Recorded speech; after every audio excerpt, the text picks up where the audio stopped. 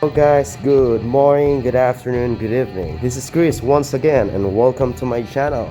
So kung bago ka lang pala sa aking channel, please don't forget to like, share, and subscribe and click na rin natin ang notification bell para updated ka sa aking next video.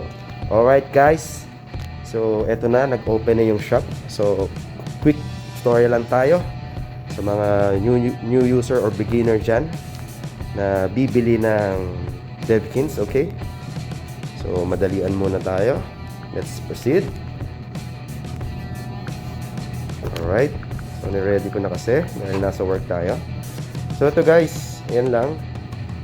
So, ito kasi kinonek ko yung wallet ko. Basta ilagay dun sa dapp browser. So, balik tayo. Okay. Ayan. So, for example, so, dun tayo sa kung meron tayong DVK or TRX. Pwede yan, TRX. Click natin yan. So, lalabas yung account. Okay. So, ngayon, punta tayo sa dapp browser. So, ito yung account na gagamitin natin. Punta tayo dapp browser. Ayan. Dahil nakasave na yan sa dapp browser ko. So, yung dapp browser, guys, yun yung bilog, ha. Okay. Ito, guys. Ayan. Okay. Pakita ko ulit. Ito. Yan yung dapp browser. Click nyo lang yan. Tapos, i-paste nyo kung wala pa kayo yung pinaka shop nung ng ating NFT. Okay? So yan yun, Klever.com NFT. So as you can see, ayan. So connect nyo lang yung wallet nyo, yung account wallet na gagamitin nyo. Click nyo lang to. Ayan. Okay? Alright. So confirm. Lagay nyo yung pin code. Alright. So ayan, nakakonect na, di ba? So makikita niyo yung balance niyo rin. Kung meron kayong balance na DVK, makikita niyo automatic. So ngayon, punta tayo sa sell. Click natin 'yan. Sa shop pala, sorry. Shop. Okay, so lalabas na siya, guys. So ngayon, first time natin bibili, no? Nasa work pa ako, kaya medyo natataranta tayo. So yun talaga, pero ito yung first time natin, and hopefully all good naman. Maging successful yung ating yung ating pagbili ngayon, and hopefully maganda makuha natin. Okay, so eto na, live tutorial natin dahil first time tayong bibili. Alright, so collector's pack yung bibilin ko. Yan, so yan yung rarity, breakdown, chances, uncommon, rare, mythic, eldritch, then total. Okay, so click natin yung buy. Alright, tapos confirm natin. Kasi meron tayong energy naman. Okay lang.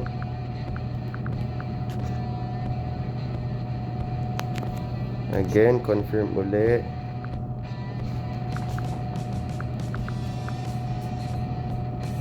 As you can see, ayun, successful by Devikins transaction sent. Value NFT coming up to 12 hours after TX. Confirm. Alright. So, ayun. Kita nyo naman ulit. So nag-confirm na siya. Check natin sa ating sa account. Okay, dito ganyan natin.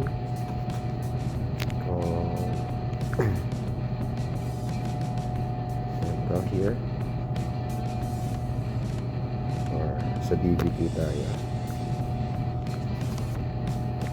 Bawasan yung DVK natin.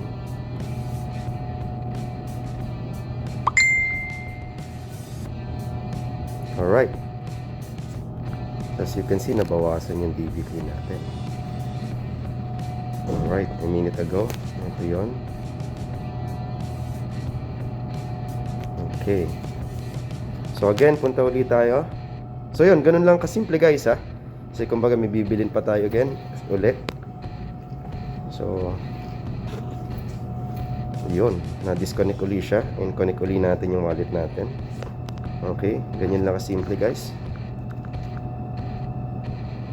So at least ngayon okay na. Ang malalaman na natin kung yun nga 12 hours yung nakalagay, no? So medyo matagal siya, no? Pero at least na karoon na siya ng verification. Shop ulit. Okay, bili tayo, guys, ha. Alright, ayan, buy ulit. So ayan. Okay. So ayan, Confirm lang natin. Alright, pin code. So, confirm ulit. Pin code ulit. Alright. So, second time around. Transaction sent successfully. Your NFT is coming in up to 12 hours after TX is confirmed. Alright. So, yan. So, ganun lang kasimple guys. So, yun. Naka-second na bili na tayo. Then, kung meron pa naman kayong budget or kung magkano yung allocation nyo, so, bili lang kayo ng bili. Just make sure na meron kayong naka-reading TRX for gas fee or energy for gas fee.